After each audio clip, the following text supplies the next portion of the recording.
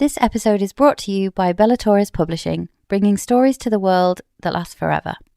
Today on Faithfully Fantasy. You poisoned my son. Hold up. Ferris did not poison her son. Some people think that Garrick could in fact be her son. Small details, they happen, but that is Oracle is given all the information that Violet needs. For me, this is maybe another hint that maybe has something similar to Eric, like a signal that allows it to see the future. They are not allowed to react other than to say thank you to Zanar gift. Right, let's run through them then.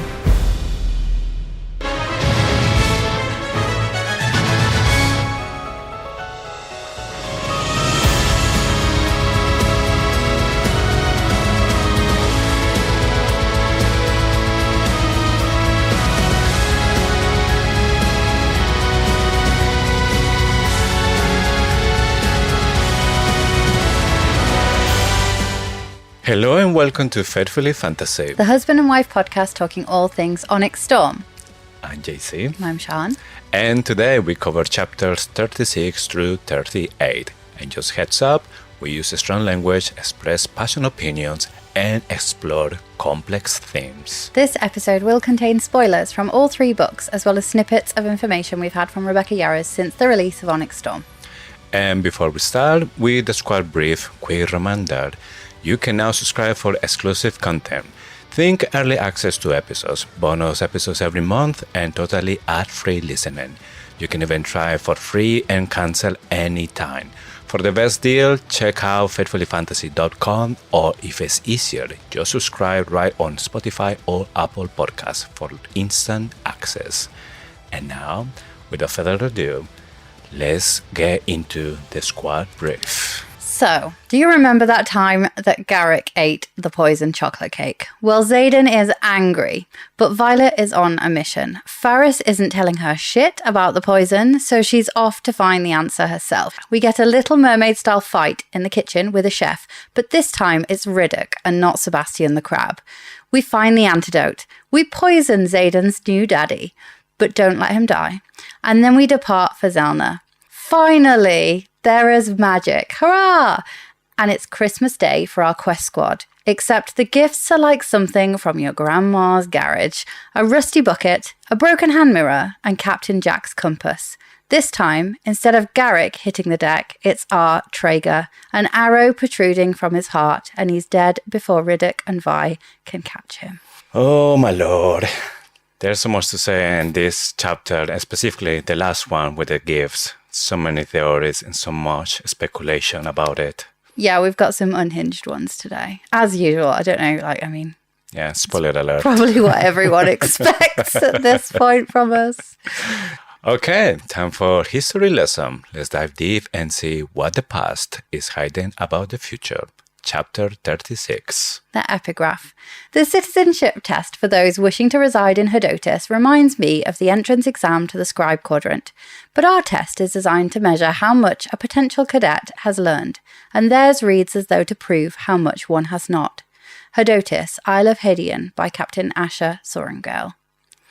So, this one, I presume he knows this because of research, and not because he actually took the test for citizenship.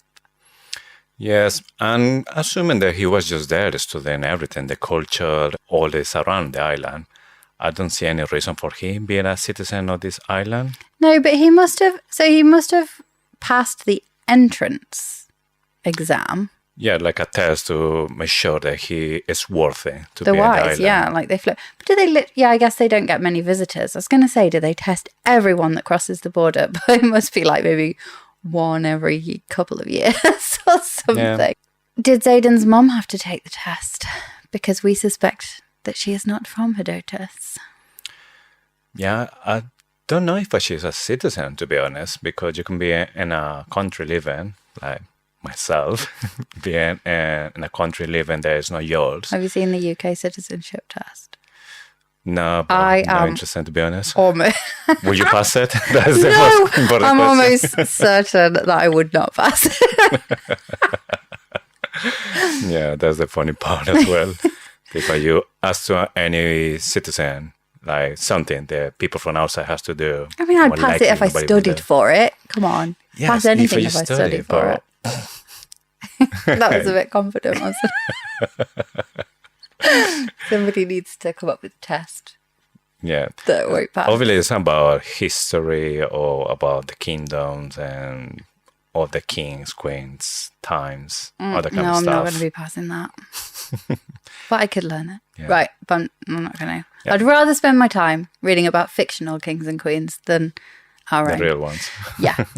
So I think this epigraph is just, again, showing the kind of cunning of the Hadotian, I don't know if I made that word up, Hadotian people. I mean, the scribes are bad, but the test is like to prove you're clever. Mm-hmm. Whereas this one is more, I guess it's the difference between a test and a trial. And it feels like the trial is determined to prove them wrong. Yes. So it's kind of like, yes, first you had to prove that you're worthy to be in the island. And then it's going to be worse if you want to prove that you are one of them. Because the only way to prove that you are one of them is actually get yourself, like, get killed, basically. You know what? Like, I don't know. I really do get like uniform zombie vibes from this whole town. Mm-hmm. Like the people are controlled because they put stuff in their food, and yeah, it feels very dystopian. So the chapter opens with Cradh being pretty angry that his rider is on the floor, or his head's hit the table. I think they put him on the floor, don't they? He hit the deck. And at first I was like, how does Talia know that he's enraged? They don't have any form of communication. And I was like, you're not going to need a channel of communication to know that a dragon is pissed. Yes, I think maybe Andarna, the one who gives the hint, he like half of the forest had been burned because he's in a rampage. Yeah, he's going to be angry. However, they say he's not suffering the loss of his rider yet, so we know that Garrick is still alive. Yes. That is something interesting because at this point, there's no connection between them. So how Cradh knew there's something wrong with Garrick?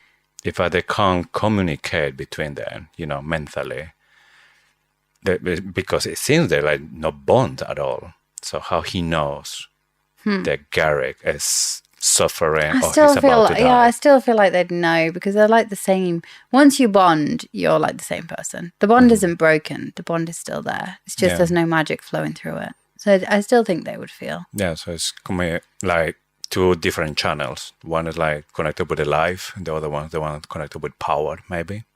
Yeah. So Talia is staring at Garrick with horror-stricken eyes.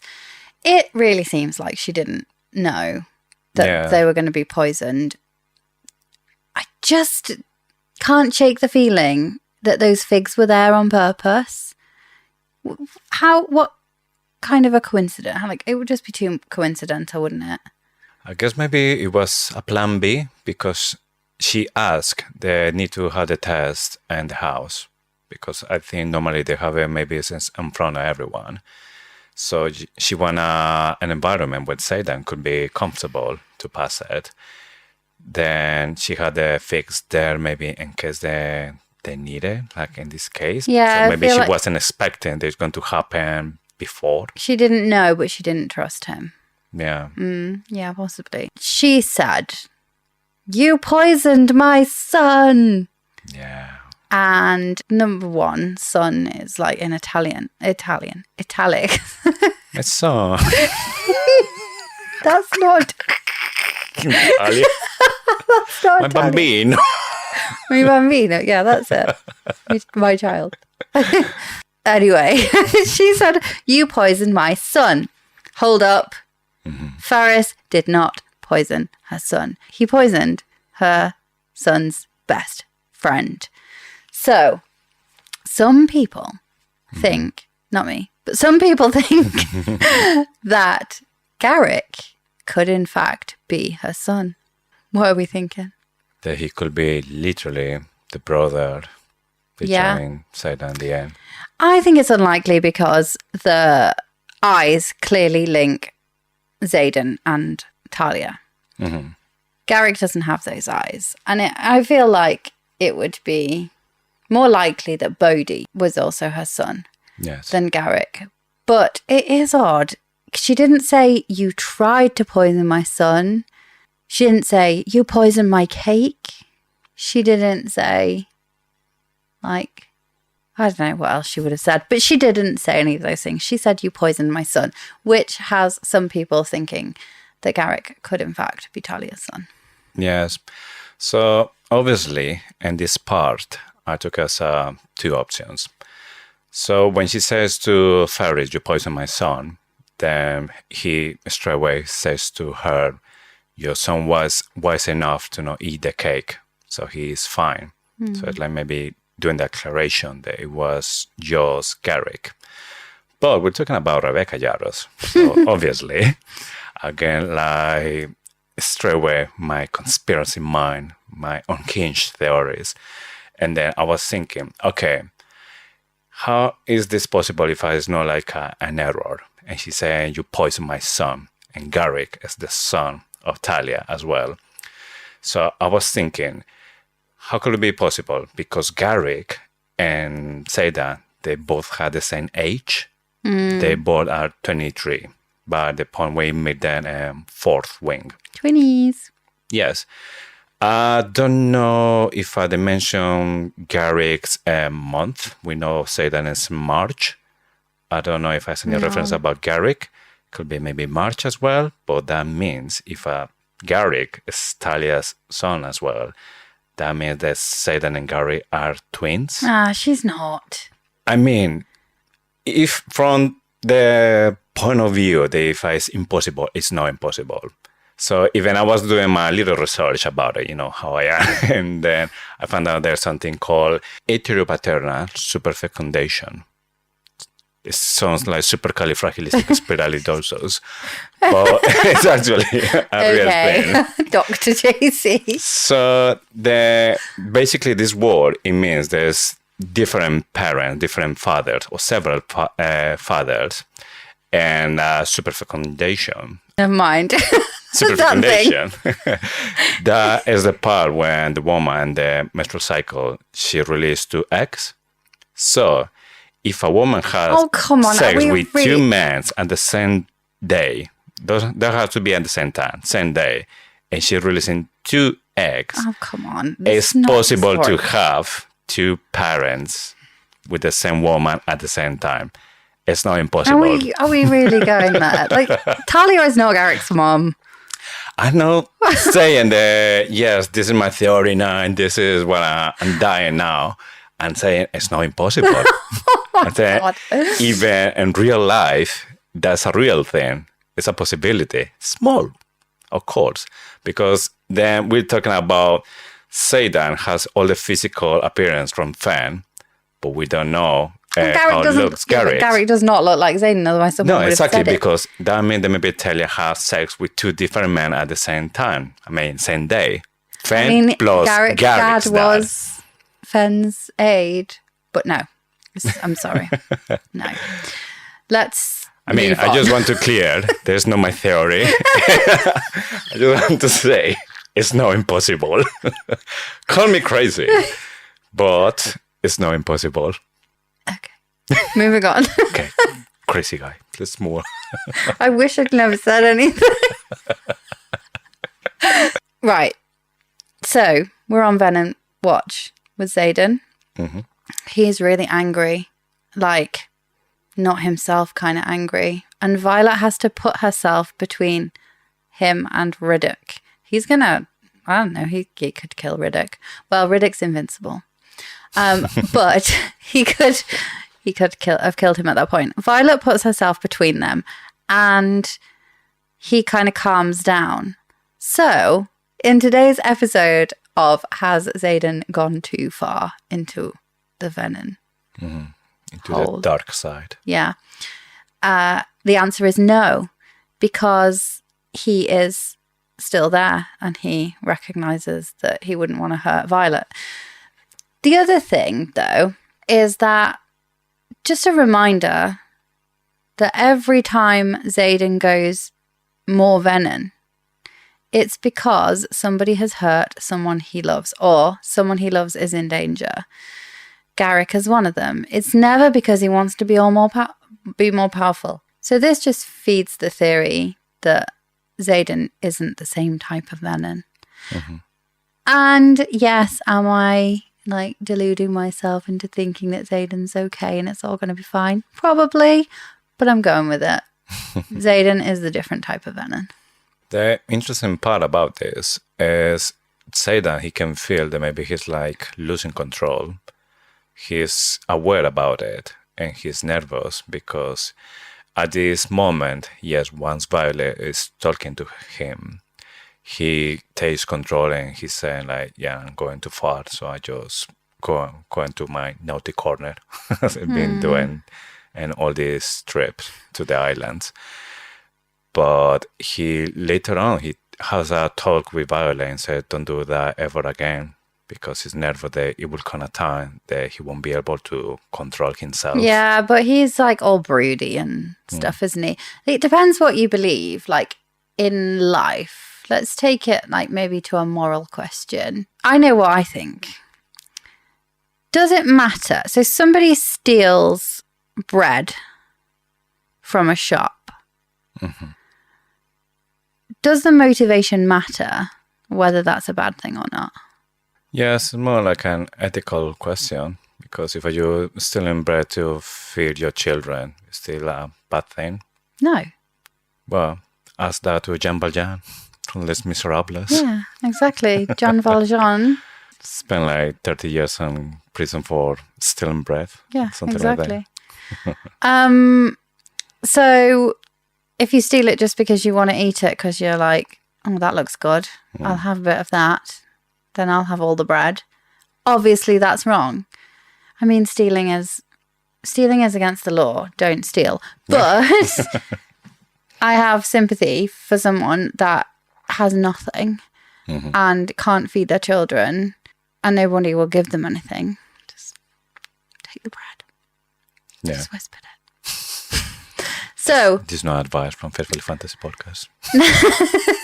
That was the same thing with Xaden. So I genuinely believe that it matters why you're taking it. It's like a little bit. It's to save the person you love. Yeah.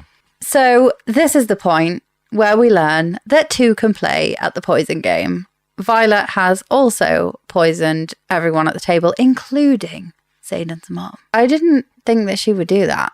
That surprised me. It just shows like how much of a bad person she currently thinks that Talia is. But poisoning your future mother-in-law is not an ideal thing to do. But anyway, so we find out that she's poisoned them.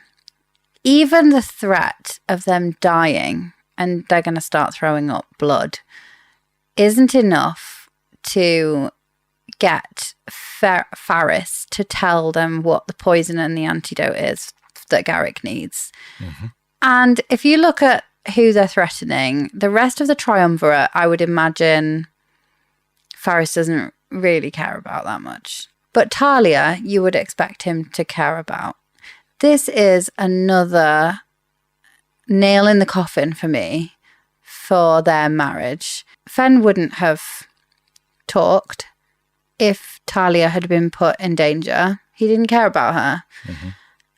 Neither will Faris. It sounds like a betrothal and a marriage for children only. Yeah, just business. Yeah. Interesting, though, that this one is not securing an heir because they're elected. So you're not necessarily going to be, your son is not necessarily going to be elected. Yes. So the question there is like, why? And I think it comes back again to my theory that Talia is giving children to teach these people love, and sometimes it's not necessarily like an heir pact, but it's a deal with Loyal. For me as well, could be, some of the more powerful families in the world, they have a lot of children. First, because obviously money is not a problem for them, but the other part as well is because this is how they continue with the empire or with the family power. So I'm guessing as well, this is even when he's not a king, he's somebody that, yes, the people or the island give a power and it's something temporary they can take away as well. But as well, if he does a really good job, he just can stay there and then maybe he can promote the children as well. And then the family keeps the power. And if you had the power, you can carry on, doing your shady business. Yeah, I guess if you think of like somewhere like the UK, that doesn't happen. But I don't know why. I suspect that the people are being controlled in this island. I feel like while it is a vote, while it is a democracy, it probably isn't. And the people feel like they've just basically been spun a web of lies, and because they all pray to Hadean. Hadean doesn't actually give them wisdom, and they keep re-electing this man, or he rigs the votes or something. So yeah, I feel like he's got power, but not necessarily. I don't feel like it's very democratic. Yeah, something here in this scene that for me, it just given another hint about this epigraph that we had last week. That if you pray for Hadean to get the knowledge and wisdom, you're not going to get it, because at this point, Violet has won the battle. Because yes, they managed to poison Garrick, but Garrick in the group, he's just a pawn, Violet and say that they are kings and queens. All the fairies, Talia, all the... He's a distance wielder. Yeah, but we're talking about political power. So they are the ones who rule the island, fairies and the other ones. They are poisoned. They're gonna die. So they are like the kings and the queens. And literally all of them. What's gonna happen if they all die? Exactly. Violet, she's not going to die. She's just going to leave the island and then somebody else will be elected.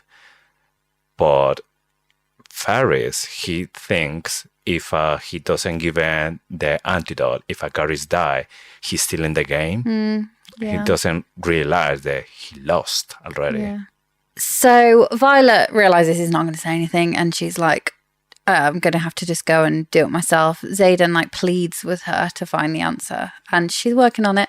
So she heads into the kitchen and she sees the chef has a blue towel because he's cleaning his fingernails, and that is where she puts two and two together. It is the Zakia berries. There are knives flying everywhere. She's like thrown a dagger, pinned the chef's hand to the door frame, which is really cringy. And then the chef hits back. He throws his dagger and it lodges into Ridic's side. And that is the end of the chapter. Is that a record for how quickly we have gone through a chapter? Well, to be honest, these two first chapters, they go really quick and they're really short. Yeah, it takes like 10 minutes to read them, doesn't it? Yeah. I do think, though, we get a bit more of the measure of Talia. We get a bit more of a measure of the triumvirate, and just, again, show how much growth has happened with Violet's character. Yes. Since Iron Flame. Yeah. Memoirs of Luzbel. She loved him. She lost him. And he came back. But wasn't completely him. She feared him. She fought him. But she fell for him. Memoirs of Luzbel.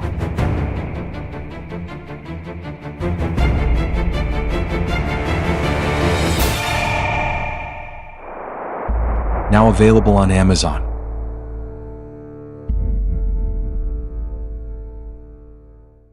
Chapter 37.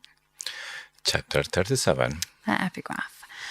I wish you and Sawyer were here with us, but I'm grateful to have Ridoc, even if his sarcasm is wearing on Mira's last nerve. Recovered correspondence of Cadet Violet Sorengale to Cadet Rhiannon Matthias. First time reading this, I thought Ridoc was dead. So I read this epigraph and I had like tears streaming down my face. I was like, no, not Ridoc. That is the second time Rebecca Yarros has done that to me in this series. The first time he had like arrows in his body, didn't he? Because he was climbing the cliffs of Draelor. This time he has a knife in his side. Then we get like how great Ridoc is, even if his sarcasm is annoying my sister kind of thing. And I genuinely thought he was dead. Yeah, me too, because from Iron Flame, we were saying, we start to see that trend that Ridoc is going to be the next Liam. Violet's protector. Already got stabbed. Violet intervened, asking to Brennan to mend him first before her. No, Malik, you can't have him. And this time later happens for to me. For me, it was a matter of time, to be honest. And then when I was reading here, like, oh, shit. Get ready now. But nope, Ridoc's invincible. Okay, was it really worth sending that letter? Obviously, Rebecca Yarros is just putting it as to make you think that something really bad is going to happen to Ridoc. But it doesn't make sense to send such a short message from such a long distance. No, but it might just be part of it. But why would you send that any correspondence? Just to let them know that you're still alive, but you're not getting any information back. They're at war. They're on a mission. Yeah, unless there may be this recorded correspondence. It's just maybe pieces. It's not like the full document. So this is just what is showing. Okay, so I want to talk about this recovered correspondence. We got a message the other day asking us, what do we really think about the phrase recovered correspondence? So I think there could be 3 potential reasons. There's possibly more, but in my head there's 3. And 2 of them are very similar. So the first one is that Basgiath falls. All this correspondence is at Basgiath and it becomes rubble, it's wreckage, and it has to be recovered from the ruins, and that's kind of recovered from a shipwreck, recovered from war, recovered from the destruction. And that one, you'd think, you might not need Basgiath after this, because if that plays into our theory of the fact that nobody is going to have access to magic at the end, there is not going to be a veil to protect because there is not going to be any dragons. And then if that's not true, but there still are dragons, Basgiath War College could just, in fact, move to Ryerson House, because they already spend part of their time at Ryerson House anyway in Erasure. So the first reason would be that Basgiath falls and is a wreckage. The second one, which is kind of more in theme with this book, would be that somebody didn't want that information to be found. So they stole it, they hid it, this is very scribe behavior. They took the correspondence and it was all hidden away. Somebody managed to recover it. Jacinia, in writing this book, managed to recover it from that stolen, or from that's the source of where it was hidden. That one I quite like because it fits with this series. The third one is probably the same as the first one, really, where it would have been at Ryerson House, and Ryerson House falls to the Venin, and it has to be recovered somehow from there. Either way, I don't necessarily think it means that Violet and Xaden die. The recovered correspondence from Lilith Sorengale, obviously she is dead, and people are saying, if it's recovered from her, she's dead, that means Violet and Xaden are going to die. I don't think it necessarily does. It just means that correspondence was either destroyed or hidden. And it was pieced together. I like the second option. I think the second one, where somebody did not want this story to be told. Yeah. That checks out. For me, to be honest, it's more number one because Rebecca Yarros, she's an expert and about everything that has to be with army, like this kind of stories, and they're recovered when you put it in this kind of topic. It sounds more like it's something that had been found from a place that had been destroyed. It could be, but it could equally be like recovered secrets.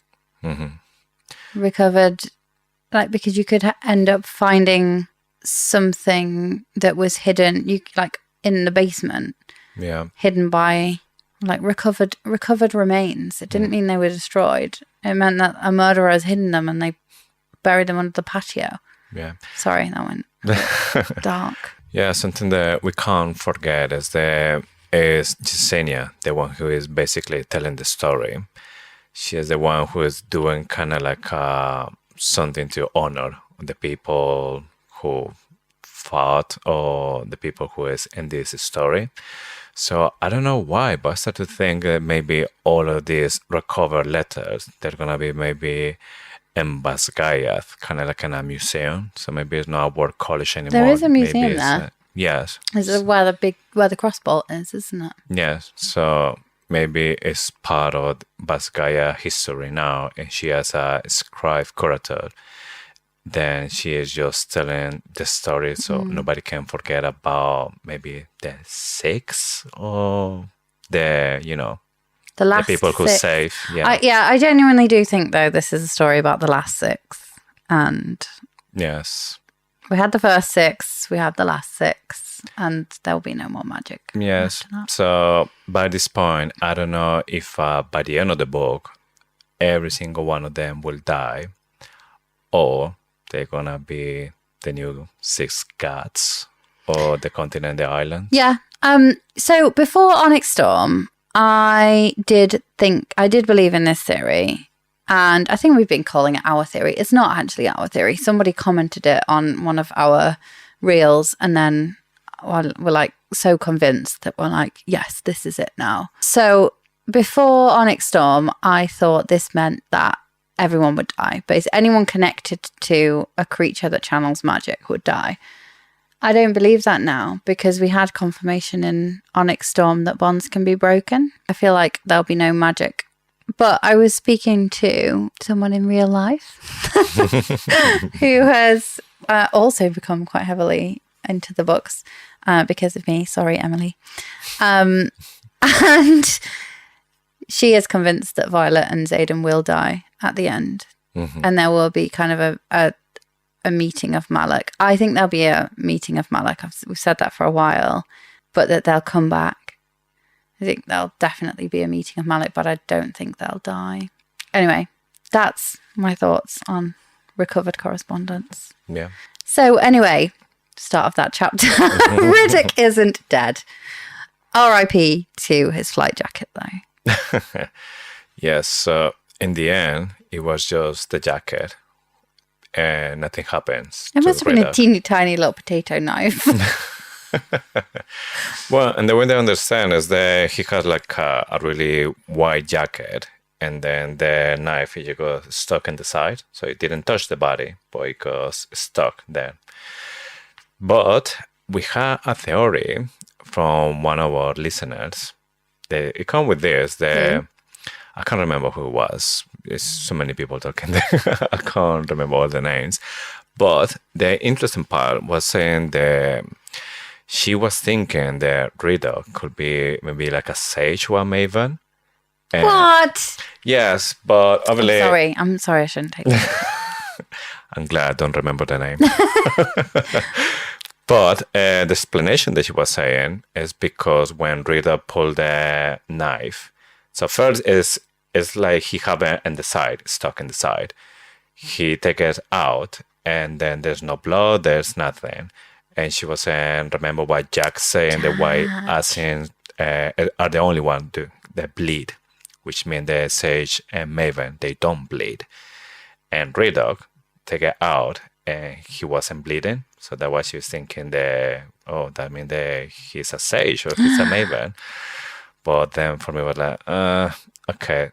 Right after this scene that he's taking the knife out, Violet's checking the t-shirt under, it doesn't have a mark, which means it was just the jacket first. I love it. I love all these theories that, like, please don't ever stop sending us your because unhinged it's something theories. that you never think, and then like, hey, what am I? It made me go, what? A couple of things, though. Riddick's so pissed with Violet for not telling him about Xaden. That's my other explanation why it can't be here sexual venom, because when this dragon, I can't remember if it was Leotan or another dragon, does this thing to take like the mask off of Xaden, and he can see with the red eyes. Ridoc, he will have red eyes as well, and maybe even veins and stuff in the face. But no, it was just Xaden. He was a venom in that group. Yeah. Could it hint that Ridoc may turn at the end of the book? I mean, by the end, there's some speculations about people that might be venom. Yeah. I love it as an unhinged theory. I mean, and again, it's Rebecca. Yeah, that's the thing, that you don't think about it, and then you start to maybe analyze and go deeper, and there's but this and this, there. Yeah, we do need, it's a really good thing to look out for, though, because, like, remembering that Jack, with no prompting at all, that wasn't a question that Violet asked him. He said to her, ask me why only initiates bleed. Yes. You need to keep an eye on people that not bleeding. Don't bleed. Yeah. I have to go back. I bet when we reread Fourth Wing and Iron Flame, I still read them, but I haven't finished because so many books. It'll be something like Emetario, Kaori, one of them that they get brushed past, and they're like, but it's odd, it's not bleeding. There will be something in there, won't there? Paper cut, but it's clean. Yeah. She's figured out what the poison is. It is this berry.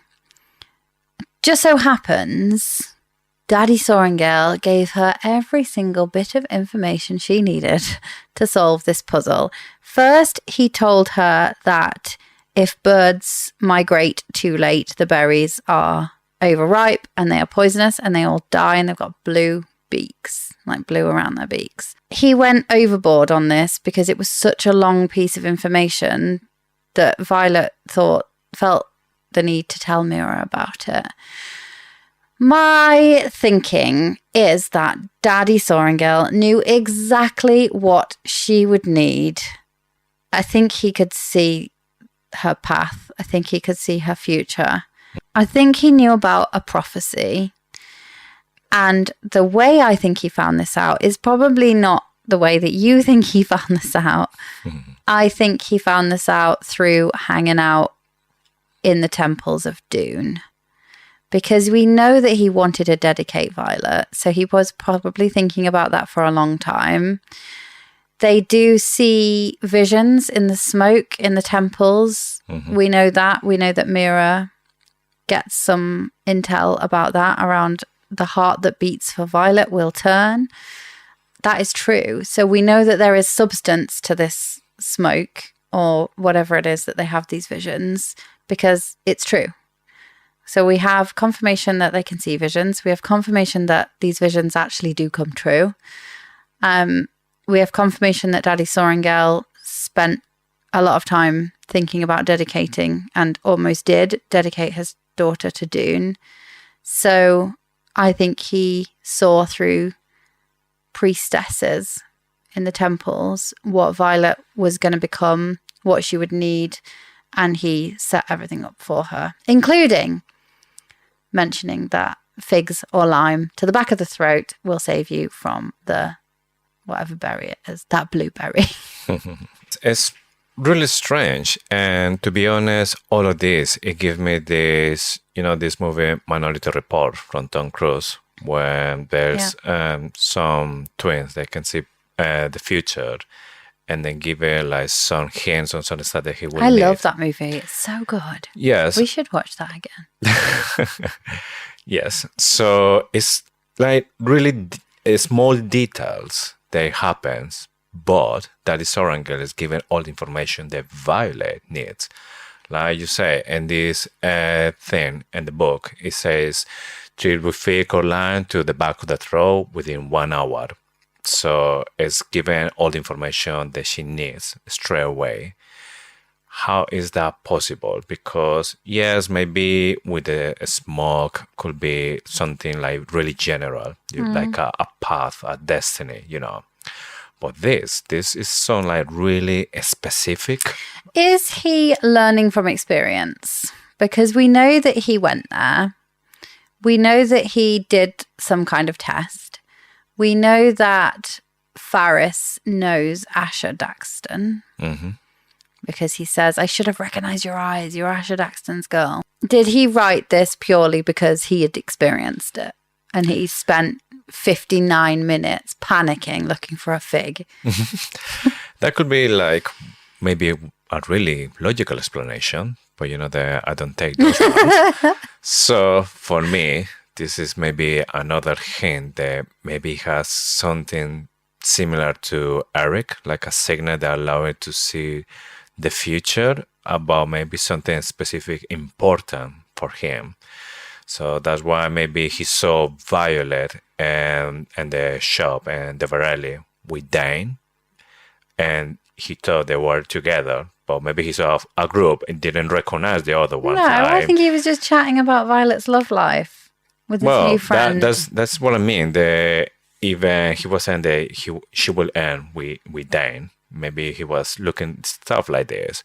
But for me, it gives me like the impression that it's really small details, specific situations when he gives to Violet all the tools or the stuff that she needs for that specific moment.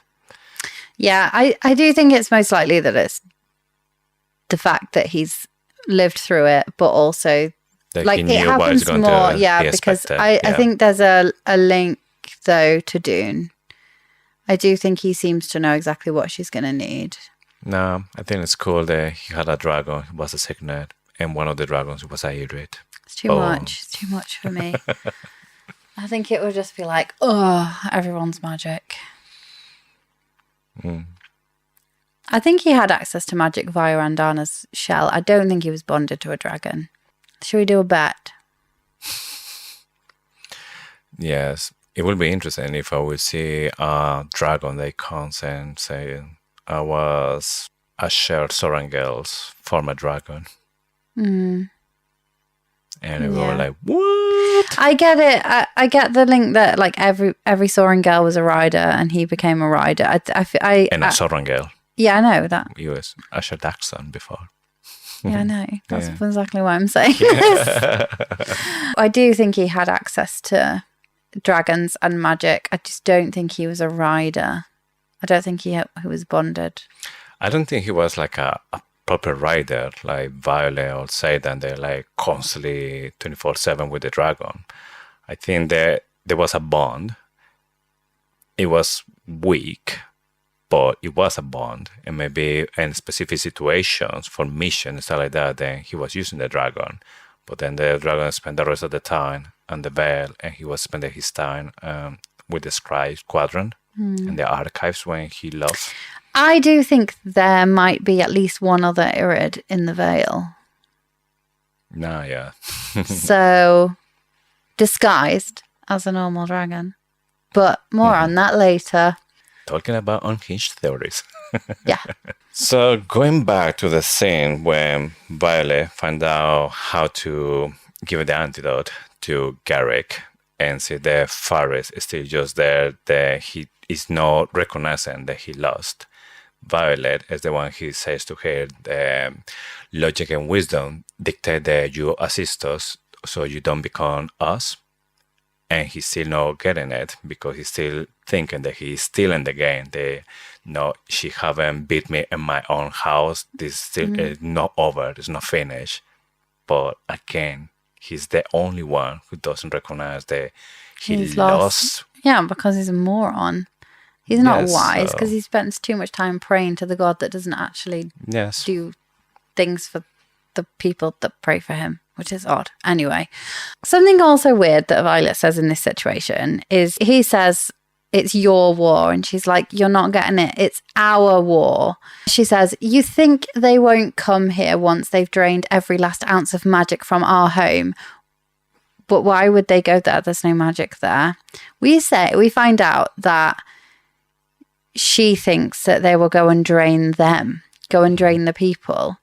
But similar to the letter that Violet is sending to Rhiannon, feels like a lot of effort, doesn't it? Going on a boat, because Wyvern, I presume, Wyvern can't fly across the ocean. Well, that's the thing that we don't know, because they're made of runes, and the runes are connected to the venom. Some of the runes work, some of the runes don't. So I guess it depends what they're on.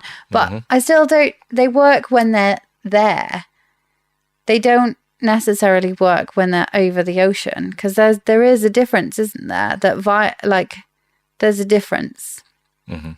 Anyway, so let's say they have to get a boat. They would all go mad or insane, or like eat each other on the boat journey, because they can't last that long without magic, just to go and get some people from Hedotis. Yeah. Nah, I'm not buying it. I think they'd be quite safe on Hedotis. But anyway, my theory is they've already been there. I think some of them started there. Yes. And there's... Or they are venom. Yeah. Yeah. I don't know how many times I said last week. What does red and blue make? Back to the story. Fig works. Garrick's okay. Hey. Yay. So this is a bit when Xaden gets mad. Violet steps between Ridoc and Xaden. There's a little sneaky bit about Dane, your favourite person. This is what it says. Ridoc lifts his brows but steps back, and Dane's eyes narrow as I turn to Xaden. Dane knows. Dane knows Xaden's venom. Well, not completely sure if he knows, but he can see there's something strange, something is not usual. He's to like, say that. Yeah, they're he suspicious. He knows. Plus, maybe from all the time they spent with Daddy Atos, training venom, that kind of He stuff. knows how to recognize one. He knows the Yes. venom when he sees it. Yes, exactly. Venom behavior. He must be an expert, maybe. Yeah. So now I've got you to agree with that. Dane does nothing with that information. He does not kill him. He does not go and dob him in. Well, you know that sometimes it's not about to catch a fish, it's about to catch a big one, you know? So it's the same there. Think how worried he was about Violet in the first year. If Dane hadn't been redeemed, he would do something with this information. So, Dane is redeemed. The end. Full stop. Yes, and Rebecca Jarvis is laughing and preparing book 4. Yeah, she's just making us, she's redeeming him, making us fall in love with him, and then she'll kill him. Go back like full Darth Vader as well. I'd like that. Dane Vader. I would like that. Dane Vader. I'd like that. Okay. Yeah, Dane knows. That's all I'm saying. you don't like my father, you He wait for does me. not have to touch faces to read people's memories. So you recognize that he can lie. Yeah, you would though, wouldn't you? Violet's not telling everyone she can like sneaky creep into their dreams and manipulate their outcomes. Yeah. Xaden doesn't tell anyone like, Yeah, has a second signal. well, he can literally read people's minds. It was intentions. Now it's minds. actual thoughts. Yeah, fully intensic now. I want to talk about like a link to that. She used to tell Xaden that there was a land of peace with the people who had purple eyes, and there was peace. Ferris says that the city guards will shoot the dragons with the crossbolts. Do they actually have crossbolts? Because that doesn't seem like the people with the purple eyes living in peace and not having any war. Does it?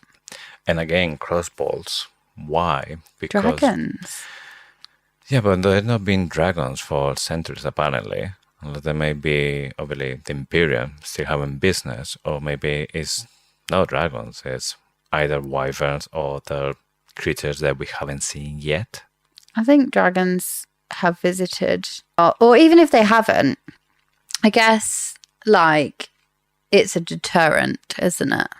It's just, I find it strange that you are prepared with those kind of weapons for something that never goes to your island or not been seen for centuries. Well, the only explanation for me is that she's talking about a different place with purple eyes who live in peace, or they did live in peace, and then that is what they've tried to erase.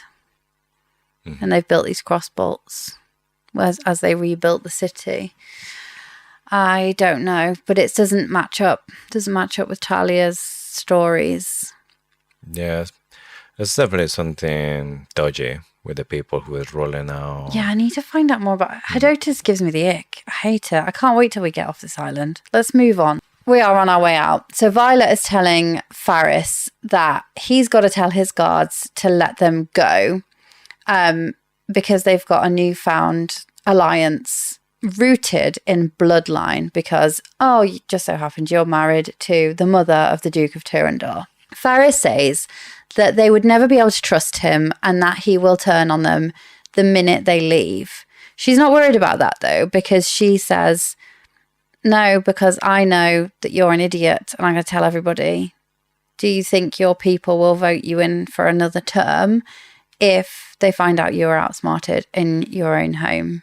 I don't think that makes a difference if people find out that their elected leader is an idiot. They do somehow seem to vote them in again. It happens. Not going to go into any specifics, but that definitely happens. Yeah, something mashed with reality, isn't it? Yeah. Anyway, so they go back home thinking they've only secured an allyship or an alliance with Zelna. They do not mention this potential bloodline alliance that they have with Hedotus. Couple of reasons, possibly. That bloodline alliance is purely with Tyrrendor because that is what Fen will have tried to do that for, but it wouldn't have been with Hedotus. It would have been someone else. But I think Faris has realised, oh shit, yeah, by marrying her, I've kind of adopted this. Adopted this. I do think this will come back in book 4. I think there will be some kind. It's not a friendly alliance. It's a threatening alliance but like a blackmail kind of thing. If you don't help us, I would tell all your people you're an idiot. But I think that's got to come back because they go back thinking they've only got the allegiance with Zelna. Plus, we're still thinking that even when they don't have an army or something useful to fight the venom like that, they might still have books or some kind of knowledge that we still need. Yeah. So they're not going to send an army because they don't have one. I suspect they have one. They got crossbolts. I think they're just saying they don't have one. But yeah, they can. And also, if you think back to the Isle of Umbriel, the pillars with all the tools of war, there was a book on one of them. Yes. It's because of misinformation. And I think that's what the triumvirate are actually doing to their own people. Misinformation. This is where he says, the eyes. I should have recognised you. You are Asher Daxton's daughter. I just wonder what happened when they met. Did he also meet Mummy Ryerson? I doubt it because of the timings. He was a Daxton, so she would probably have been in Tyrrendor at that point. But still, like, so much still to learn about Daddy Soaringale's tour of the islands. Yeah, I'm really curious about what happened between Faris and Asher because in the way that Faris is talking, it's like he went defeated as well by Asher. The Asher outsmarted him. Yeah. That he was maybe a rival that he couldn't go, Definitely. Because he says something like, I should have recognised you. Had he recognised her, what would he have done differently? That's the question. Yes. And it seems like he regretted what he did because he should have known it didn't work because it didn't work on her dad. Yeah. Anyway, they make it out and they fly to Zelna, my favourite island. We're finally here. We've arrived. Yes. And they get there. There's a lot of people waiting for them. And when they land, they feel the rush. They feel the power again. Some magic. Not very much, but a little bit. Yeah. So let's talk about what Zelna's like. There is colour. There is a sparkling river that leads them inland. There are waterfalls everywhere. And they arrive at Zortrus, the capital city, and it has got a backdrop of the biggest waterfall you could ever imagine. And the waterfall is so massive that it essentially surrounds the whole back of the city. And then the water kind of comes round the side. So it basically makes the city look like it's its own little island. The buildings defy the laws of historical architecture. It looks like they've just had a Weasley family-esque extensions just slapped on the side, and they've tried to make them as heavy as possible. And it literally says they defy the laws of architecture, which they defy the laws of physics. Mm-hmm. Somehow, the people of Zelna have learned to harness magic, at the very least in their architecture, because what Violet is essentially saying is that science isn't making this work. Something's got to be making it work. It's got to be magic. Mm-hmm. I believe that the people of Zelna have found a way to harness the magic from the water, from the ocean, even if it's just in a specific city, and put it in the ground, because the whole city is surrounded by this water. You've got the waterfalls, there's colour, I think they've managed to work out how to do it. Mm-hmm. Whether it's because there's luck and luck was with them and they figured it out, or it feels to me like these people are curious, they're excited by life, they want to learn, they've managed to harness magic. It makes no sense for there to be magic on this island and no magic on the others when they're further away from the great source of magic, which is on the continent. The only other explanation is that something has drained the other islands and they completely bypassed Zelna because Zinal was with them. They were and lucky. They didn't get found. I think it's significant, the fact that there's this waterfall all the way around them. Mm. And it essentially, I feel like it's a dam or a magical structure that there's definitely magic there. We know that. Mm. How is there magic there? It's definitely something strange because, first thing is their colors in the island, which obviously now we can, confirm that when there's color, there's magic. They're correlated somehow. But they only feel it when they are basically touching the ground. When they're going to Navarre, the continent, the magic is in the ground. They can feel it from the sky. Mm. They just go and fly and they can feel the magic. But here, they just feel it when they were touching the ground. So I don't know if it's obviously because there's magic, but it's not that powerful to raise. Yeah. Or it's kind of different magic that, it's enough for them to feel. Like ocean magic that's been put in the water. Yes. Put in the ground. Yes. So, the water is going under. So they're still feeling it. Yeah. But not as strong as it will be with the ground. Mm. So again, for me, could be those two things that, yes, there's magic, as they say, but they're not even enough for them to wield, just enough to keep the communication with the dragons or the griffins. Or this is a completely new source of magic. They're able just to feel just enough for that. Mm. But it's a completely different source. Yeah. Okay, chapter 38. Epigraph. To live amongst the Zelni, you must prepare to accept luck as your guide and chaos as your standard. Zelna, Isle of Zanal by Major Asher Soaringale. I'd fit right in here. Chaos is my superpower. Kind of like Ridoc, though. So, luck as your guide, chaos is your standard. Ridoc is linked to Zanal. Yes.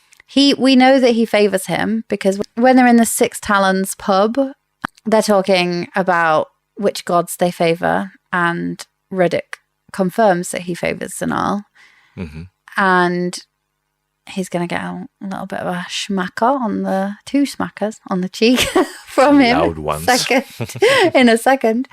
But yeah, I think that this epigraph is just setting up the task. So Violet, yes, she can feel the magic. I think Taryn is the first one to start to say, "Oh, can you feel it?" And she was like, "Feel what? What are you talking about?" And then boom, she feel it and the skin. Oh yeah, there's magic, but there is not enough magic to wield or even to shield properly. And again, when a shield turns something that you had to do with magic, because we're still not getting answered. We used to think there was something mental that you do. You build your shields mentally, and that's how you control the power that comes to your body. But since when you need magic to do that? Don't know. It's not our world. It's Rebecca's world. She just obviously decided. So Rebecca, we know that you're listening, so please let us know in the comments. I think it's quite obvious now, isn't it, that you need magic to shield? Yes, but again, when Satan was teaching to Violet how to shield, everything that he was saying is think about your favorite place, and now think about this, imagine that. There was no magic in that. She had magic, though. Yes, it's the magic that comes from Taryn, but she was building like this area that for her was the archives, and build the doors and build everything. So she is away from all of that. I don't think it's ever needed magic because they don't teach it to you until you start getting channeled to. Until you start manifesting. You don't get lessons in shielding. So it seems to me like they would, if it didn't need magic. And I would always kind of thought that there should be at least some theory lessons, even for those people that can't, because all of a sudden it's quite overwhelming. Yes. Well, from my point of view, I understood that they can't teach you that until the dragon starts channeling, because you can't control something that you don't have or you don't see. So once you start channeling, you start to feel constantly. Yeah, you physically see it, yeah. Yes. But anyway, it's just me. Maybe they don't teach you it because that drives people to channel from the ground. Because you need magic to shield.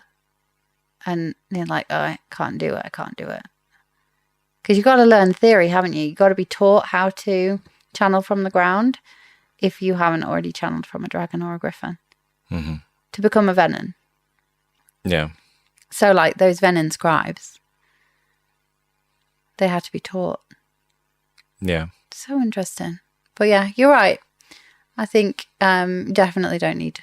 You definitely need magic to shield. Well, yeah, it's been confirmed, but the first explanation, magic wasn't involved. Okay. It's weird. What do we think Sigale and Xaden were fighting about? I think this is kind of like a really old marriage that you're not talking to each other for a long time, and then one day you start to talking, and then all the stuff that you were like saving, boom.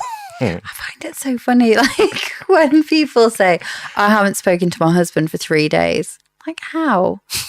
How have you been able to find anything? This is my main thing. I was like, JC, can you help me find this? Can you help me? How would I find anything if we didn't talk to each other for a few days? Yeah, this is strange, but I'm guessing the Sagelians say that they were discussing about maybe first all the situation with the mother. Maybe Sagel was telling that he's a rider, he shouldn't be having that kind of feelings, even if it's the mother or, No, I think she was feeling it though, wasn't she? Or when he was kind of like turning into venom, like this venom feeling that controlling him when he was in front of Ridoc. Yeah, I think it was probably that. Also the fact that he kept talking about marrying Violet. I think she would have had something to say about that as well. But yeah, there's magic that can talk between all of them, dragons, griffins, and even Satan is talking to Violet again through the bond.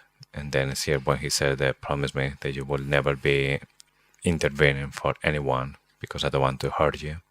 And she's like, no, I know that you will never hurt me. I know, she's a walking red flag, isn't she? She loved that. Like, red flags, yeah. Yeah. The bigger the better, obviously.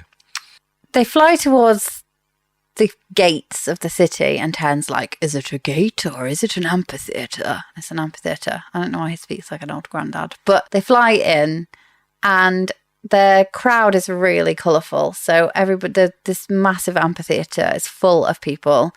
The first row is filled with people who just have uniform sleeveless tunics, the colour of apricot for our American listeners. I thought it was odd that they weren't described as orange. Calixta was described as orange. I did a lot of research on this chapter because it was my favourite place, and I honestly I had so much fun like looking at name entomology and Norse mythology and looking at the gifts and what they could represent. And I also looked at apricot as a colour. And it turns out that in World War II, and this is absolutely something that I think a military author would know about. In World War II, apricots were believed to be really bad luck. I can't imagine there were many around, but apricots were believed to be like really bad luck. And mechanics in World War II refused to let people eat them or even talk about them around vehicles because they saw it as a sign that something bad was going to happen. Isn't that funny? Yeah, it's really interesting. Like, why? Yeah, so she chose apricot because it kind of it shows that something bad is going to happen. Mm-hmm. So possibly like all the people that knew that story like saw the mention on the island of luck, they saw a mention to apricot tunics or apricot uniforms and thought, oh shit, something's going to happen. Yeah, interesting. Isn't that fun? It's fun. Traeger, he like holds Cat's hand and he's like, I think this is my favourite island. Yeah. Just wait. Oh, poor Traeger. I mean, he was enjoying it the last second. So there's a woman who approached to them and she started to talk in the common language. And she said that she is Calixta. She is the one who's in charge of the festivals of today. Just Calixta is another name that I did some research on. Calix is Latin for chalice. And obviously, like, you've got the cups in tarot cards. You've got like a chalice representing like fortune or luck.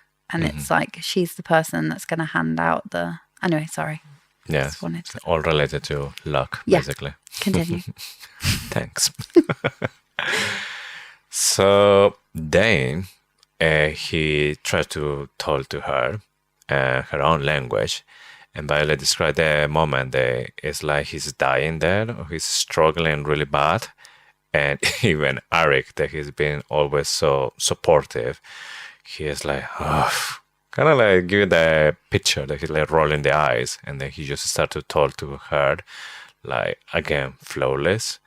And then it's just feeling completely shit because one of the reasons that he is in that trip is to communicate with the people from the islands. Think that he wasn't doing very well. And Garrick, that he didn't say anything at all. He just smashing it.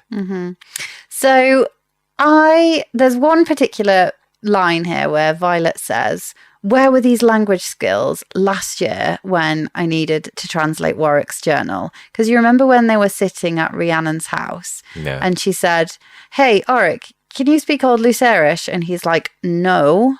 He gets annoyed because she nearly blows his cover. Yeah. Well, that settles that then, doesn't it? Because he says, oh, no, I was raised as a diplomat and diplomats don't speak to dead people. Yes. So he didn't learn an old language. That language, yeah. So then we're supposed to think that is that. But I was like, but is it? And then I was thinking, so he didn't let on how good his language skills were last year. Mm-hmm. If he was that good at languages, he could have sat and helped them do it. Mm-hmm. Just because he didn't speak Old Lucerish, neither did Violet, and neither did Dane very well. Like, they were struggling. Mm-hmm. Oric could have really helped them, because if you can speak all these languages, you are a linguist. You can figure stuff out. Like, we can pick up quite a few different languages because we speak a few. So then I was like, why was he not able to do this last year? Well, he didn't have signets last year. So could this be a second signet? And then I was like, possibly not, because there hasn't been any magic in the other isles where he did it. And then I was like, but wait, could Molvic actually be channeling from the sky instead? We have this prophecy that is the third brother who could command the sky, and I thought that, I mean, the obvious thing is that that's Violet, isn't it? But I really, really think there's something in this Oric theory. Yeah. And I wonder if he's still got access to his signet, because his dragon, Molvic, can channel from the sky. That could be because Molvic has been taught how to channel from the sky. Mm-hmm. Or it could be that Molvic is in fact Irid masquerading as a blue. That's my theory. Interesting. I mean, I'm not going to say impossible. Obviously, it all depends on how Rebecca Jarros wants to go with the story. Why didn't he help translate Warwick's journal last year if he was this bloody good at languages?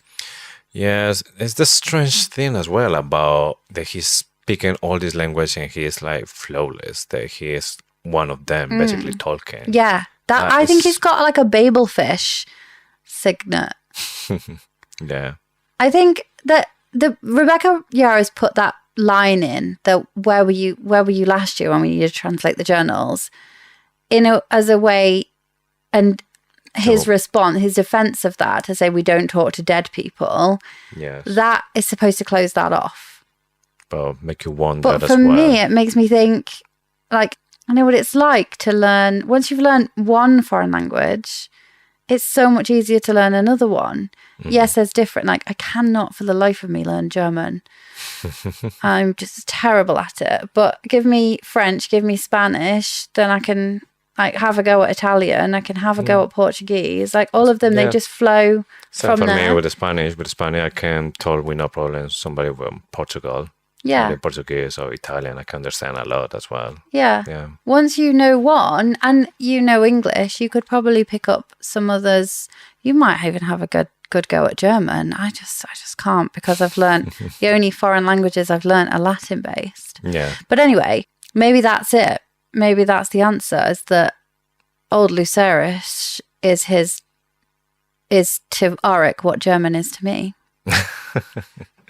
Maybe that's it. Just figured it out. Didn't have a need to talk all languages. Yeah. Yeah, but if like my whole continent, the protection of part of my continent depended on me learning German, I'd bloody well learn it. Mm-hmm. So I'm not giving Oric a break for this. I think as well, Oric, he was trying to fly low. He wanted to just camouflage and nobody pay attention to him, that why he knows language or any, like, giving explanations. Yeah. But, yeah. And can you ask me why on earth I think Oric would have two signets? Okay, that's a really good question. Why you think that? I think because Molvic tried to bond with Alec. I've said this so many times. I think Alec bonded before he was killed by Xaden. I think that's how Oric knew that Xaden killed him. The dragon told him. Yeah. And I think even that minor time that there was a bond, because there was a connection with a direct blood relative, Oric has two signets. And they're two blooming good ones.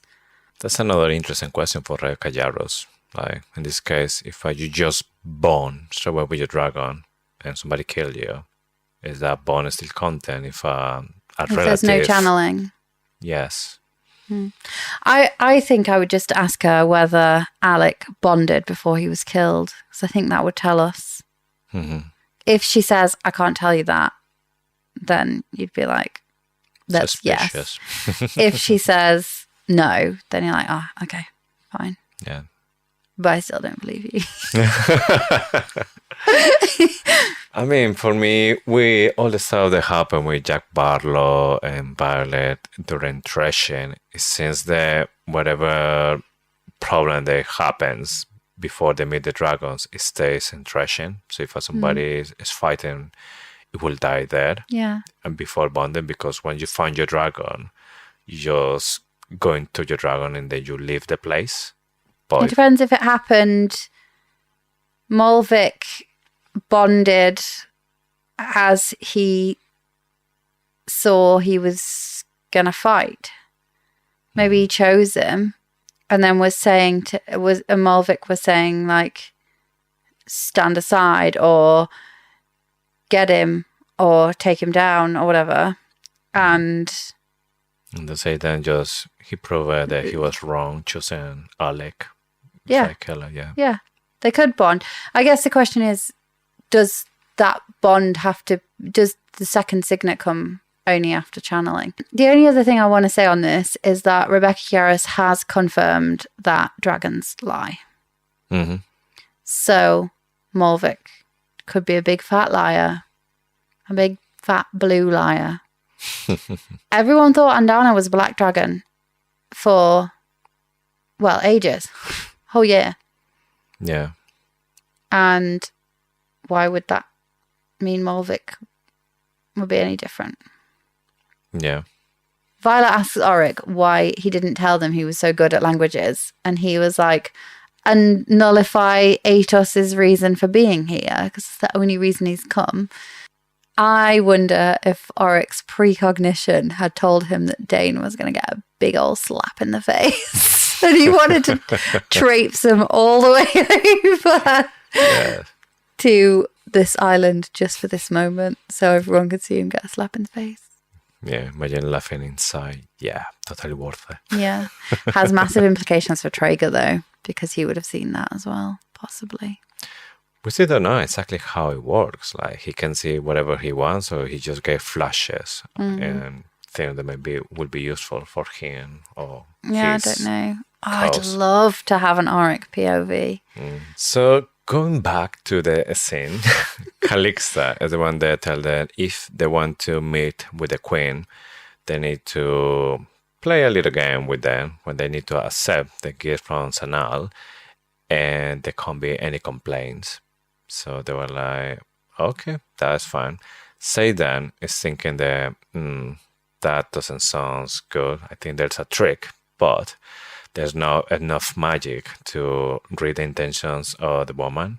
So they say, well, once we are here, we just need to carry on and play the games.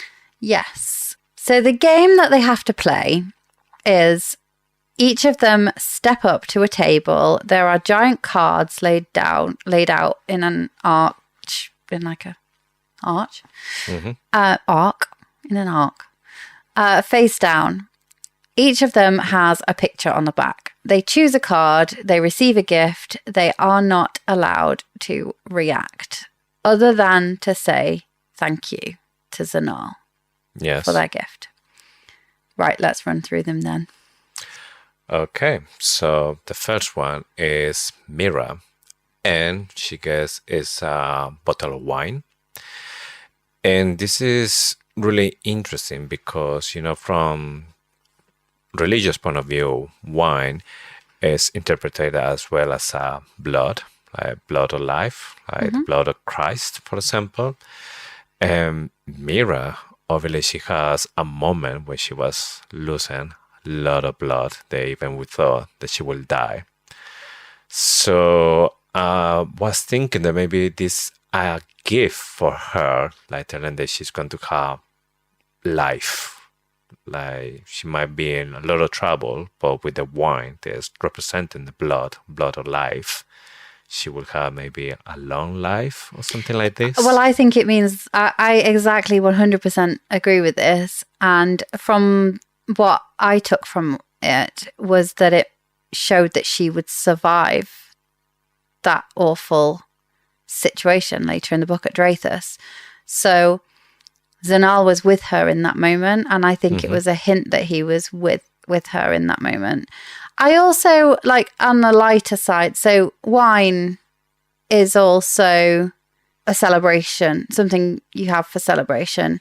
And I think that obviously, that tragic situation where her throat was slit turned into a celebration because she was alive. I'd like to also think that it has, because obviously you drink a lot of wine at weddings. We could link it later to her relationship with Drake. But yeah, wine, it's got to represent the blood. I 100% agree with you on that one. Yes. Think as well about that specific moment when she has bleeding. What she has around, she has Brenna, they can mend. She has Sloane and Dane, because when Brenna starts to feel that he doesn't have enough power, she had these people here to help Mira as well. So how lucky is that she had like all the people right there and Auric, to do the right job. Auric sent them. Yes. Because he sent Sloane to deliver a parcel, and they were like, why the hell did you send her first year? And he sent Sloane because he knew she was needed for a siphon. It's so clever. Yeah. Okay. Should we move on to the next gift? So we had them Marin. She receives 2 orange tunics. First of all, they come to my mind, a Shaolin monk, because Shaolin monks are real famous around the world wearing these orange robes. So I was looking a little bit about it, and you had the Shaolin monk, they are like Buddhists, and they always go to the spiritual path, the knowledge, everything that it has to be beyond the material. So I'm not sure if maybe this clothes from Marin, it means that maybe she's going to like have a change, like a transformation, something that has to be with something spiritual. Because we need to remember, she was the one who was dreaming the Catriona. She will be the queen of Thirendor. So I don't know if there's something mystical or something, like transcendent with this clothes. So I thought this one was the most like black and white. I think this shows that Zanal is with her twin brothers. There's 2 identical tunics. And we know that Marin has 8-year-old brothers who are twins. Yes. I saw this as a sign that Zanal was going to be with them, and that she could rest a bit, or she could give them these tunics and they would be protected because they would have Zanal on their side. Yes. I mean, completely valid point. Don't know the size of the robes. Could be child Yeah, size. but it does. The fact that there's 2 of them and there's twins, it like that jumped out to me that they would be protected by Zanal. Yes. Okay, moving on. Then we have Dane. And then he receives is a high five in the face. Yeah. And a good one. But looking for like meanings about this. Normally you give a slap in the face. Somebody that's having like a traumatic experience, that's in shock, somebody that needs to be like awake, that you just slap it and then that person is focused, that person is awake, basically. So I'm not sure if I'm thinking that Zanal is given like a slap in the face at them to react, to awake. I'd like to think of this as a bit of a punishment for being such an arsehole in Fourth Wing. Yeah. And to symbolise that he's been woken up now. And so it's the same thing. I think it's about an awakening, like particularly a rude awakening. I do love the theory, though, that I saw. I can't even remember where I saw it now, but it's not mine. But that this was a transfer of power from Zanal. So the slap kind of gave him some of Zanal's power. And that is why later Sloane says someone like you shouldn't have this much power. I think that's down to venom experimentation with the medicinal uses of venom that Daddy Atos might be playing with. But I do love it. Like the slap could have been a transfer of power from Zanal. Gets an endurance from Zanal. Yeah. Okay, moving on. Next one is Garrick. And he gets is a rusted steel bucket. I mean, there's so much in this bucket. I think there's loads here. For me, obviously, a bucket is a tool, something to transport whatever. If you need water or anything, it's completely a tool. So it's rust as well. The rusted is always something it's like reddish, something that has this color, and when it starts to get in something like at the bucket, it's like a cancer. There's just a start and it starts to spray. So I was thinking it could be that maybe a symbol of foreshadowing as well, that maybe there's a Ven inside coming to Garrick, and he will be the brother. So yes. I think this is the single best piece of foreshadowing that it could be Garrick. Mm-hmm. I know that the whole of the fandom, for want of a better word, is split on who the brother is. Yes. And we have been quite open in our thoughts that it's Bodhi. We don't know, though. And if you think about these gifts, I would have loved to have seen what Bodhi would have received from Zanal, but we don't get that opportunity. Mm. So this, I read it the same way. So he's tired. He's exhausted. The rusty bucket is he has been carrying Xaden and it's rusting. The rust kind of represents the fact that he's serving something that's rotting from the inside. And that could just represent the fact that he is serving Xaden, and Xaden's the one that's that is the rust. Mm-hmm. Or it could symbolize that he is gonna turn. I wonder if the rusty bucket does have a use. So we're just talking about the symbolism, but will the rusty bucket come back, and will it have some kind of purpose? Yeah. That's the question. But I think this is probably the single best bit of foreshadowing that Garrick could be the brother. Yes. Okay. Next in the line is Arik. And he gets a fractured hand mirror that he cuts his thumb straight away when he received it.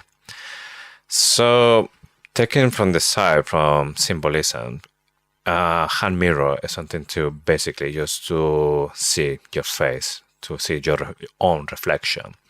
This one is broken. So it's maybe something to say about Eric family, that he has his father, he has his brother, had the family which is not agree with the stuff that is doing. So this can be like the fractured part. There's so many pieces from him. And then when he cuts the thumb, straight away after receiving this part of the reflection, for me is maybe connecting these broken pieces with his blood. And the blood is Tauri blood, so it's all related to the royal family. Yeah, I think it foreshadows the end of the Tauri rule. I think it means that a Tauri will not be the king of Chaldea. Yes. I'm not sure if it's going to be maybe one of the province, like Tyrrendor, is going to be now the ruler, or it's going to be we're going to have just small kingdoms. I think it will break the continent because there's a lot of talk about it when they were on Hedotus, that these two have the potential to make them break the continent. We know now that with the Second Erasure Accord, the power or the army, the military power, has been transferred back to the provinces, and the king's freaking out about it because he's going to have to try and reunite his army. We know that Tyrrendor has the largest portion of the army, and they're now in control of most of the Navarian army. So I think this broken mirror really does symbolize the breaking of Navarre. Mm-hmm. And I agree with you. I think like tying it to his blood. Also, a broken mirror in superstition gives you, if you break a mirror, you get 7 years bad luck. Yes. I hope that isn't bad foreshadowing for Oric, linking back to him saying, Holden will be king, probably an awful one. I will most likely die. I do think Oric, I'm not sure that Oric will make it through the series. I think we love him too much. I think that, and he's far too useful. His signet, like I've said this so many times, but with a signet like that, or with power like that, Rebecca Yarros is going to have to find some really good way of keeping him out of the way, because he's going to be too helpful. It's like Hedwig. Hedwig had to die. She just had to go because she was going to be too useful. She was going to be able to communicate. She was going to allow Harry to communicate too much. Sirius Black, he had to die. He was going to help him too much. Anything that was too helpful has to be put out of the way. And that makes me feel for Oric. And also now Rebecca Yarros has I did give you all the clues. He literally said he was going to die, and he got a broken mirror from Sanal. Yeah. I mean, the hope is that he didn't broke the mirror. They given to him already broken. The superstition So the is guy that broke it. the person who breaks the mirror is the one who get the bad luck. Yeah. But the problem is that when he received it, he cut the thumb. So that is just losing life, losing blood. Yeah. So it doesn't look good for Eric. Yeah. The other thing that the mirror could represent would be something to do with his reflection. So he's changing. Next one is Satan, and he receives a box that's made of glass, as from the size of a foot, apparently. And obviously, it's something that is really curious, because for me, my first thought was the Pandora box. And the Pandora box, if we remember the story, Pandora opens the box and all the evil sprays all around the world. But this one is made of glass. And pewter. Yes. So I'm not sure how to take this box. If it's gonna be something magical, then maybe you can put something there, and because it's glass and you can see through, then whatever you put inside, you won't see it. So you're always going to think that's empty. Or if I would take from that reference from the Pandora box, all the evil has to go in. Somehow, like the venom side of the venom power has to go inside the box. I thought of Pandora's box as well, and I think it's not a surprise that we thought of Pandora's box. But in some versions of the Pandora's box story, hope remains trapped within the box. Mm-hmm. That is the bit that I find really interesting, because if you think about what Xaden says to Violet in Fourth Wing, he says hope is basically not your friend. Hope has you thinking of the possibilities and not the probabilities. Mm-hmm. And isn't that just how Violet is acting right now? She's hoping she can find a cure. She's hoping that she's looking at all the possibilities. She can cure him. She can find the Irids and they'll have a cure. She's not thinking of the probabilities. And the probability right now is that he is going to turn and he is going to go deeper into the venom side. Yes. So I wonder if there is something to do with hope in this box, and possibly what he has to do is think of the possibilities and not the probabilities. And that is how he will control his venomism. Yeah. I do feel like one of these items has the potential to be a cure for venom. Mm-hmm. Because wouldn't it be, that is what they went for. And wouldn't it just be like Zanal to give it to them? Yeah. And they would have no idea. I think it's got to be between this and the compass. I definitely think that every single one of these gifts is going to play a crucial role in the lives of every single one of them. So for something specific for them, not for the cause or for the group, for them individually, it's going to play something important. It's going to be kind of like a life-changing. So he called this box the empty box. His box of nothingness. Oh, nothingness, yes. So I wonder if actually there's something there that he can't see, or there will be something there that he needs to put in. Yeah. Okay, next one is Violet. And she gets a compass. A broken one. Well, that's what she thinks. But the person that gave the compass, he smiled to her and says, "Use it wisely," which is giving you the hint that it's not broken. It's definitely not broken. It's just that it's not pointing to the north.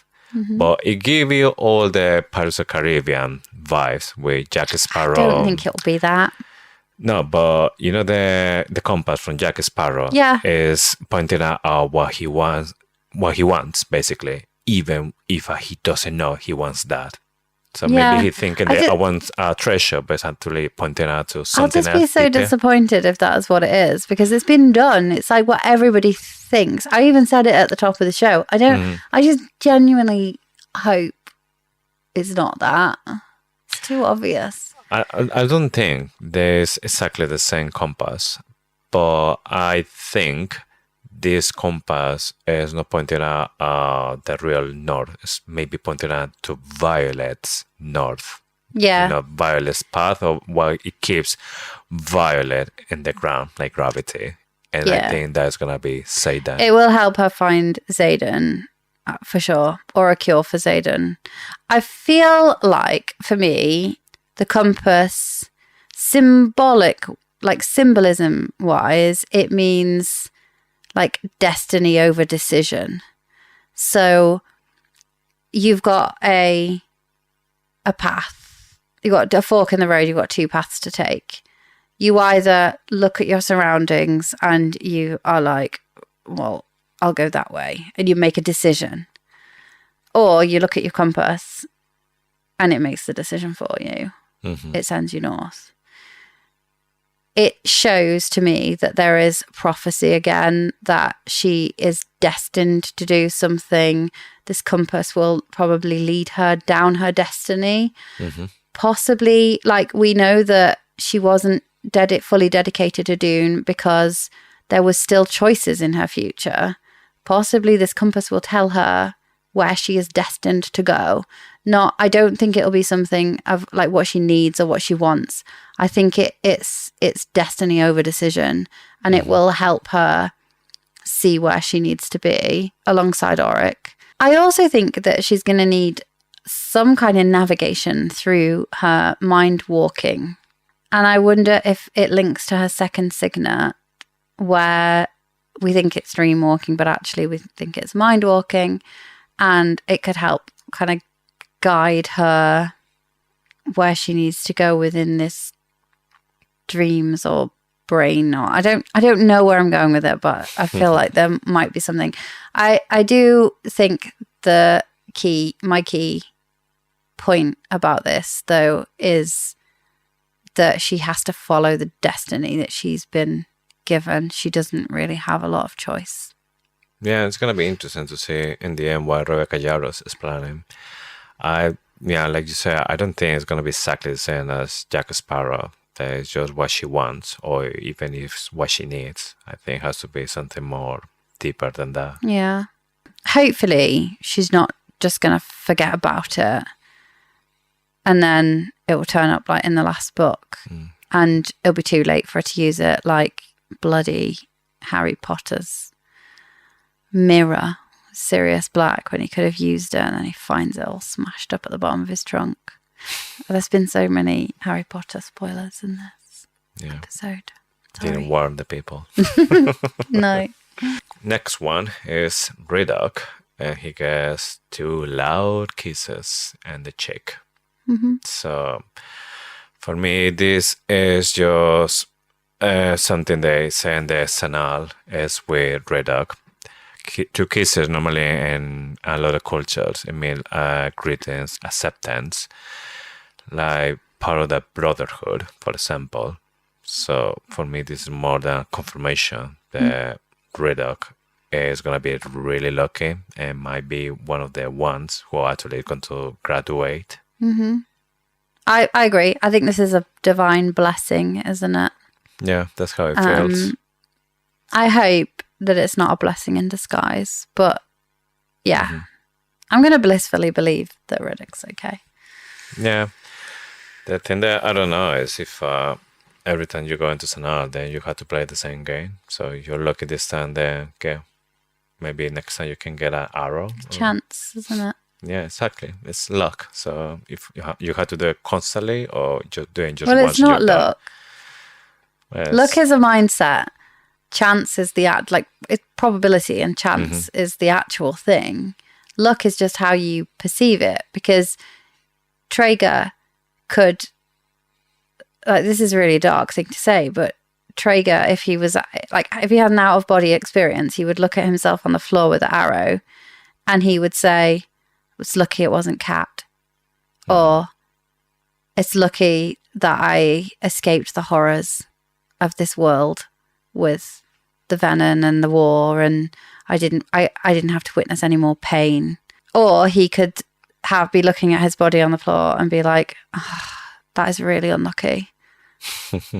I'd think he would do it with more emotion, but I would like to think that he would think the first one. He'd be like, "It's lucky it wasn't Cat," or "It's lucky I managed to escape the horror without any pain." Luck is completely a mindset. You can look at each of these things. A broken mirror, Auric could look at that and be like, "At least I'm lucky I didn't get an arrow to the heart. I'm lucky I did." It's perspective, 100%. Yeah. There's luck is just not a real thing. Chance and probability, like heads or tails, that is the thing. Luck is how you perceive the outcome. Yeah. It's the glass half empty or half full. Yeah, it depends what's in the glass. Yeah. But 100% agree with you. I think that Zanal is with Ridoc, and that's clear. Yeah. Okay. Next one is Katriona, and she gets a gold necklace with a dangling ruby the size of Violet's thumb. Yeah. This one for me is really significant. It's another ruby. And what do we know about rubies? We know that there is a book about venom called Red Regalia.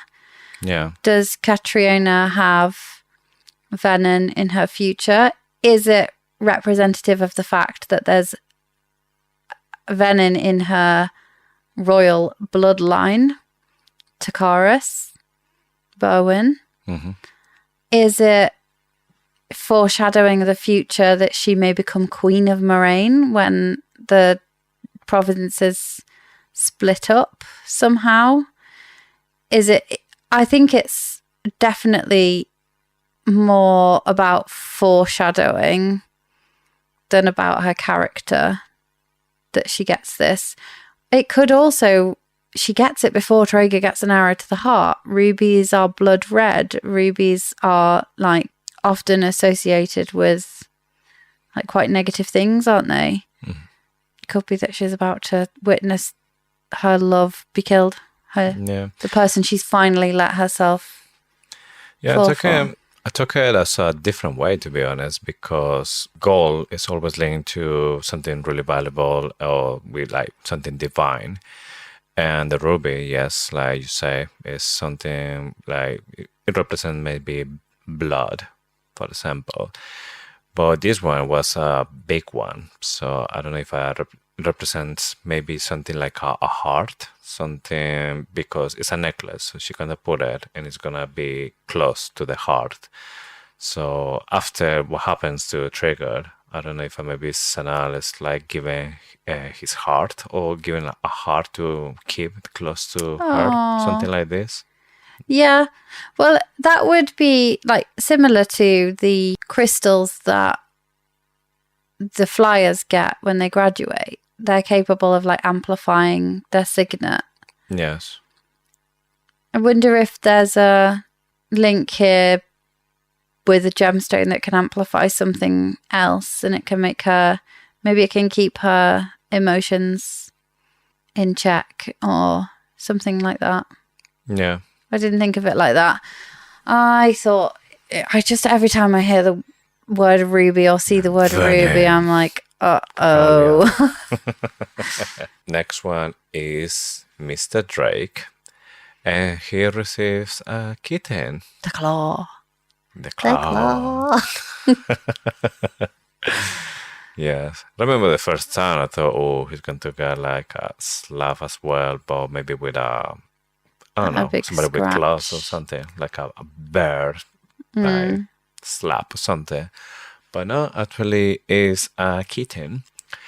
And for me, honestly, for this one, I didn't put much effort to look for the symbolism or anything, because for me, this is just a clear new character for Ridoc to put a bridge between Drake and Mira. So this new cat that will come to know as a broccoli is gonna be the connection, or it's gonna be the cause that Drake and Mira is going to end together. And this concerned me a little bit about the life of broccoli, because nothing brings people together than a tragedy. So if something happened to the cat, maybe this could be something that's going to trigger the potential relationship or love relationship between Drake and Mira. Possibly. I mean, again, I wouldn't put it past Rebecca to like take out the cat, but I think broccoli will be very significant. I think cats in mythology, particularly ginger ones, they represent luck. I also thought it was interesting that Dune's emblem had a claw on it. I know that it was probably like a claw, like a griffin's claw or something like that. It wasn't described as a talon. It was described as a claw. And this card was described as a claw.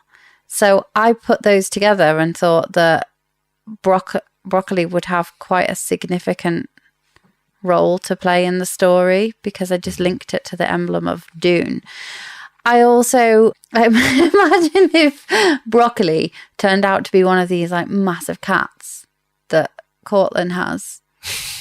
Like a panther in disguise. Starts out teeny tiny and turns into a massive cat. Anyway. I mean, Mira has a friend that can do that, isn't it? Well, it's just big to it's small. I don't know if it's small to big. Can make things. Yeah, she mentioned it. Yeah. That's so funny. Maybe they will. Yeah, had a lion in the end. Yeah, maybe they will. No, I also think that broccoli is now linked to Zanal. Broccoli is a gift from Zanal, and as cats in mythology symbolize good luck, I think broccoli will potentially be able to give luck to those that broccoli deems worthy of, like kind of a messenger from the god Zanal. It could be quite funny. It could be that there could be some glitchy kind of good luck, bad luck situations if broccoli is responsible for doling out the luck. I think in old Egypt, cats, they were like something holy as well. They had something divine, like messengers of God, or some of them had like cat's head as well. Yeah. But like a black cat is said, if a black cat crosses your path, that's bad luck. If it's a ginger cats particularly are supposed to be lucky. Didn't know that. Kind of like the interesting links, like apricots and. Yeah. I just blooming love this island. I feel robbed that we don't actually get to go and meet the Queen.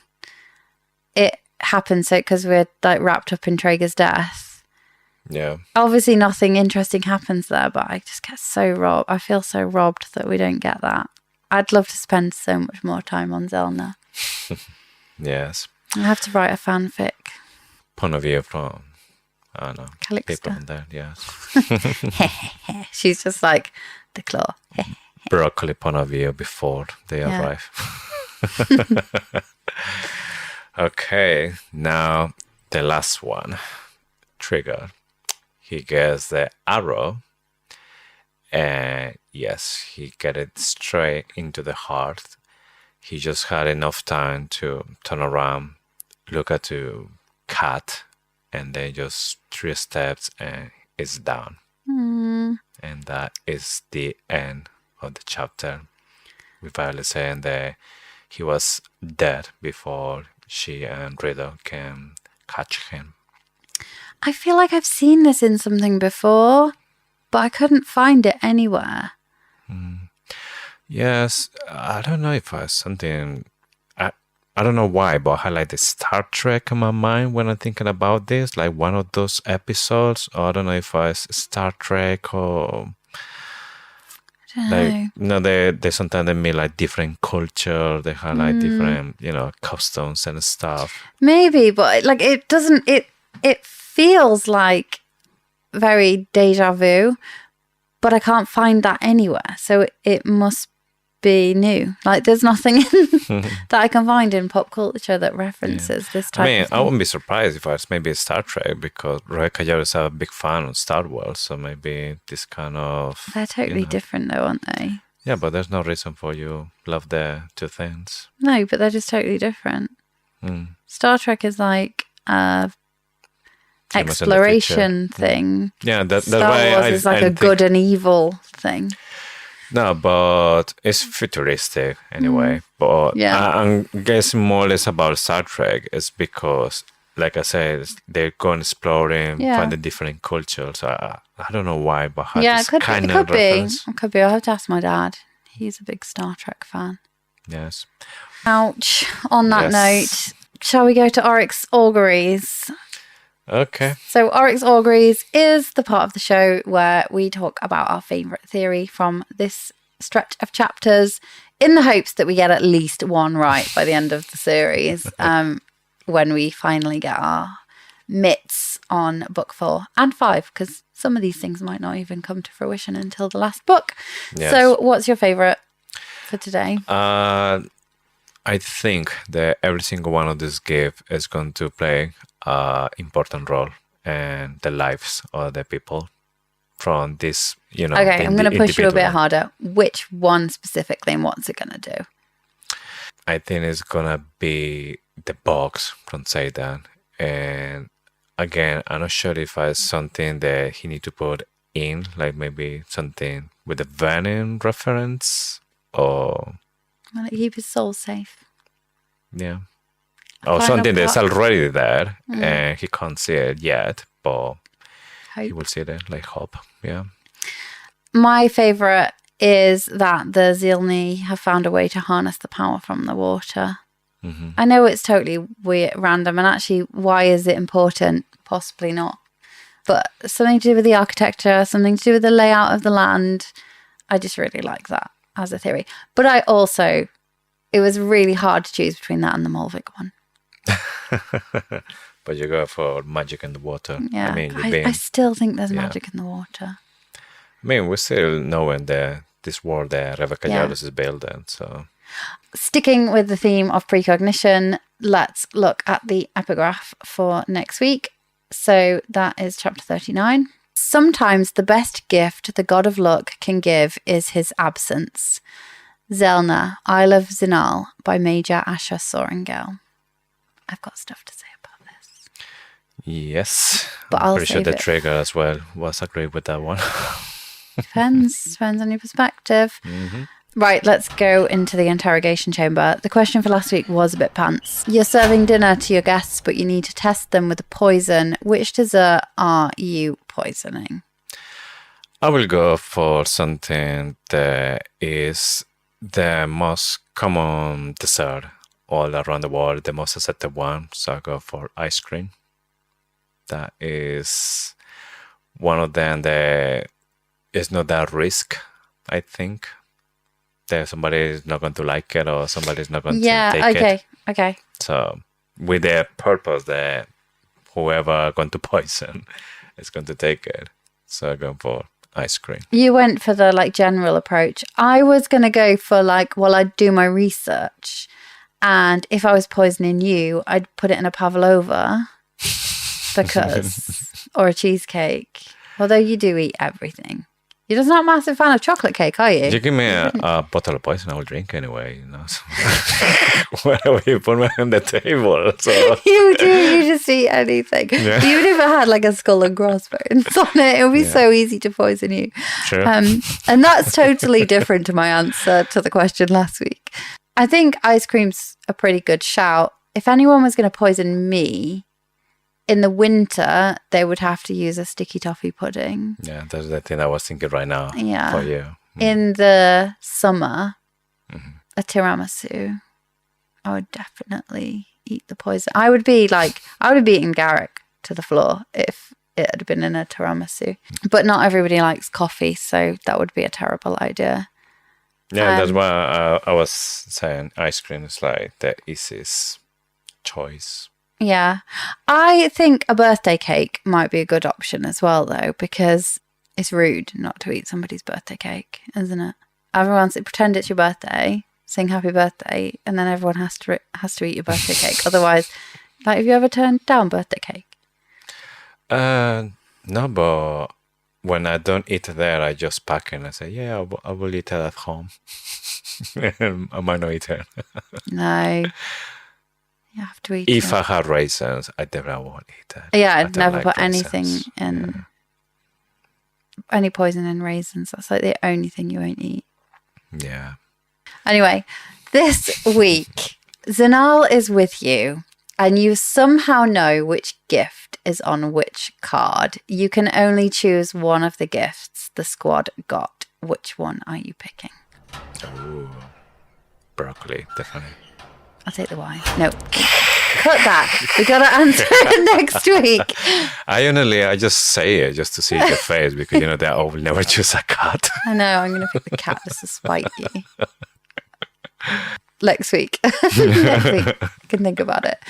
And that's all for this week. Next week, we will actually be covering 4 chapters. So we'll be covering chapters 39 to 42.